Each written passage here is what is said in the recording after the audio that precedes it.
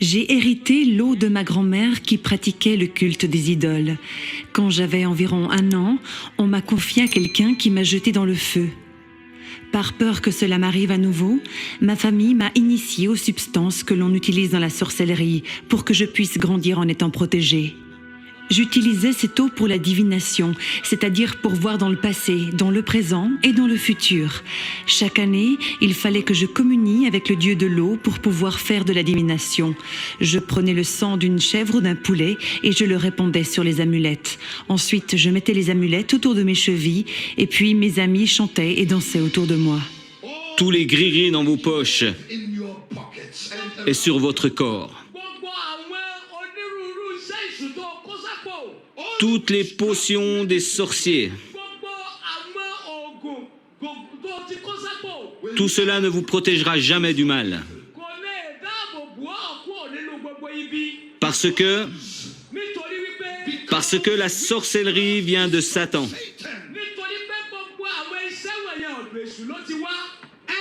Et un sorcier ne vous protégera jamais de son maître, le diable.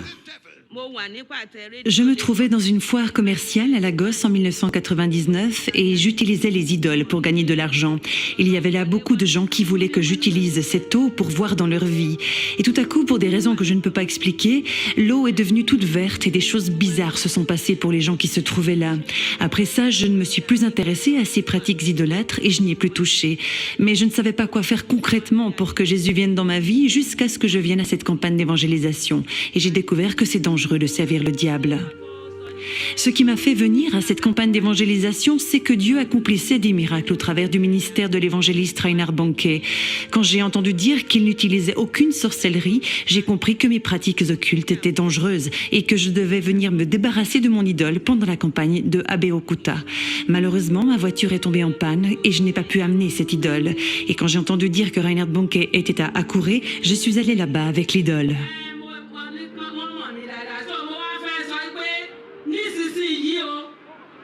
Maintenant, je veux déclarer qu'à partir de ce jour, de cet instant, Jésus est venu dans mon âme.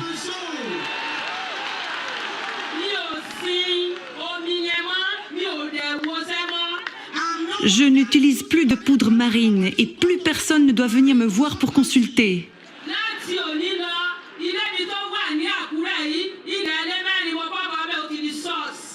À partir d'aujourd'hui, les terres qui m'appartiennent, ainsi que ma maison, tout cela ne m'appartient plus. Cela devient la propriété de l'Église à partir de maintenant.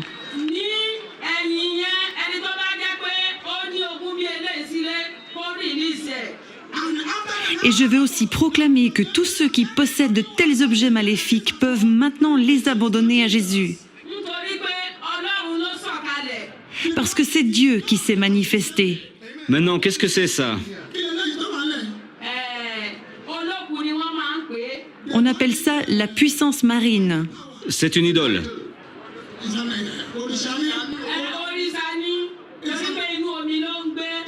Oui, c'est une idole de l'eau. Ça vit dans l'eau, ça provient de l'eau.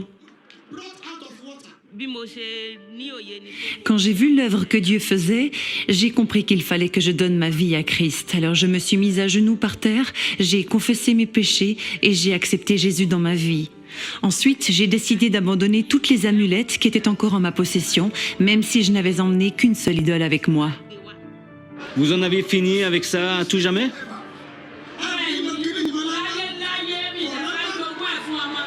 Oui, à tout jamais. Je ne veux plus l'utiliser. Je l'ai en horreur. Je ne la veux plus.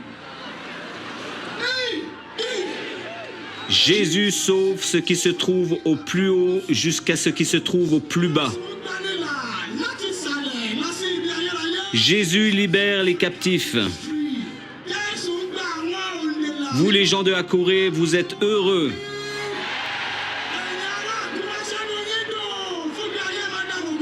Seigneur, je bénis cette femme. Tu l'as libérée de tous les démons. Tu l'as lavée de ton sang précieux. Désormais, elle prêchera l'évangile au nom de Jésus.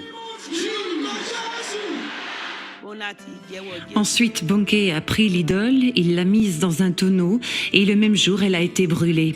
Et depuis ce jour, j'ai la paix et la joie dans mon cœur. C'est comme si on m'avait enlevé un voile des yeux et j'ai appris que les choses de ce monde ne sont que vanité.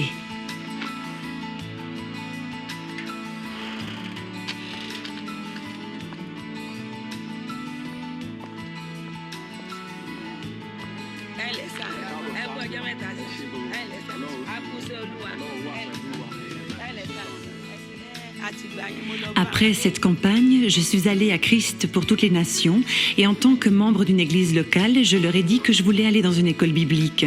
L'église a financé mes projets parce que dès que j'ai dû cesser mon commerce, je n'ai plus pu subvenir à mes besoins. L'église a donc tout organisé pour que je puisse aller à l'école.